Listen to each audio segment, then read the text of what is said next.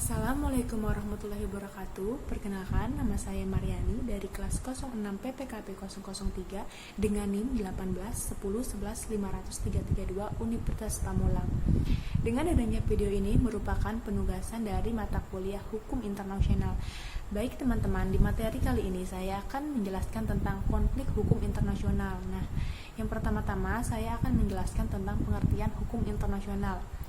Hukum internasional merupakan hukum bangsa-bangsa, hukum antar bangsa, atau hukum antar negara. Nah, hukum internasional juga dapat diartikan sebagai hukum yang mengatur aktivitas entitas dalam lingkup internasional. Inilah yang membedakan hukum internasional dengan hukum nasional yang hanya mengatur entitas nasional. Semula, hukum internasional masih terbatas mengatur perilaku dan hukum antar negara. Akan tetapi, seiringnya mengikuti perkembangan zaman, hubungan dan pola perilaku yang diatur oleh hukum internasional semakin luas, misalnya mengatur struktur dan perilaku organisasi internasional. Nah, di sini juga ada pengertian hukum internasional menurut para ahli. Yang pertama itu ada menurut Chalers-Jenny-Hein. Menurutnya, hukum internasional adalah sekumpulan hukum yang sebagian besar terdiri atas prinsip-prinsip dan peraturan-peraturan yang harus ditaati oleh negara. Nah, untuk itu hukum internasional harus ditaati ketika negara-negara saling berhubungan. Nah, yang kedua ada menurut Andi Tenri Padang. Menurutnya, hukum internasional adalah bagian hukum yang mengatur aktivitas yang berskala internasional. Yang ketiga itu ada menurut Muhtar Kusuma Atmaja. Menurutnya, hukum internasional adalah keseluruhan kaidah-kaidah dan asas-asas yang mengatur hukum, hubungan atau persoalan yang melintasi batas-batas negara, antara negara dengan negara, serta negara dengan subjek hukum lain bukan negara atau subjek hukum bukan dengan negara satu sama lain. Nah, yang keempat itu ada menurut Oppenheim. Menurutnya, hukum internasional didefinisikan sebagai hukum yang timbul dari masyarakat internasional dan perjanjian pelaksanaannya dijamin dengan kekuatan dari luar. Selanjutnya, saya akan menjelaskan perbedaan dari hukum internasional dengan hukum dunia. Nah, hukum internasional itu didasarkan atas pikiran adanya masyarakat internasional yang terdiri atas sejumlah negara yang berdaulat dan mereka dalam arti masing-masing berdiri sendiri yang satu tidak di bawah kekuasaan lain sehingga merupakan suatu tertib hukum koordinasi antara anggota masyarakat internasional yang sederajat. Nah, sedangkan hukum dunia itu berpangkal pada dasar pikiran lain, dipengaruhi analogi dengan hukum tata negara. Hukum dunia merupakan semacam negara federasi dunia yang meliputi semua negara di dunia ini. Negara dunia secara hierarki berdiri di atas negara-negara nasional.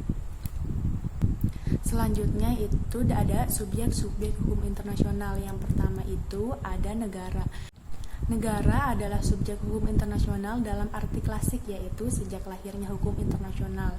Sampai saat ini masih ada anggapan bahwa hukum internasional itu pada hakikatnya adalah hukum antar negara. Selanjutnya itu ada tahta suci. Tahta suci itu merupakan salah satu subjek hukum internasional yang telah ada sejak dahulu di samping negara. Yang ketiga itu ada Palang Merah Internasional, yaitu organisasi internasional ya, Palang Merah Indonesia.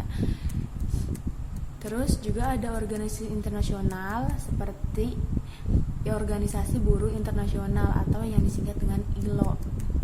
Yang selanjutnya itu ada individu.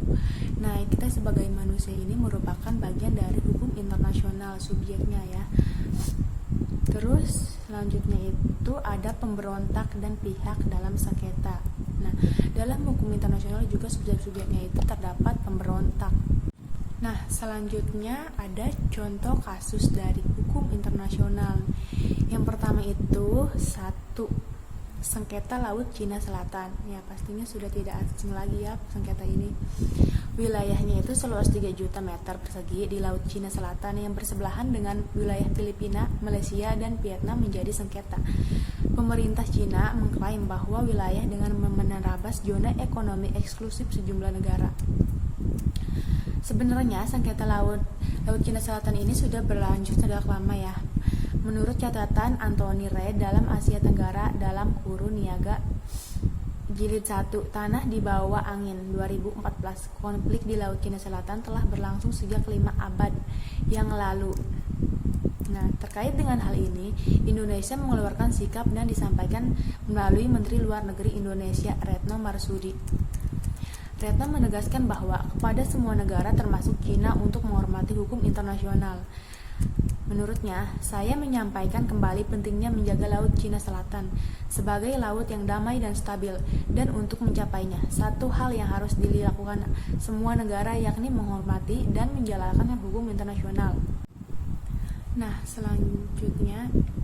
Selanjutnya yang kedua itu contohnya itu kapal tanker Iran langgar hukum internasional. Pada akhir Januari 2001, tanker berbendera Iran diamankan oleh Badan Keamanan Laut karena diduga melanggar hukum internasional. Kapal tersebut kedapatan melakukan transaksi ilegal di laut perairan Indonesia, tepatnya di perairan Pontianak. Bentuk pelanggaran yang dilakukan adalah melakukan aktivitas ship-to-ship BBM secara ilegal. Demikian materi yang bisa saya sampaikan. Kurang lebihnya mohon maaf apabila ada kesalahan-kesalahan dalam ucapan ataupun penulisan PowerPoint. Terima kasih. Wassalamualaikum warahmatullahi wabarakatuh.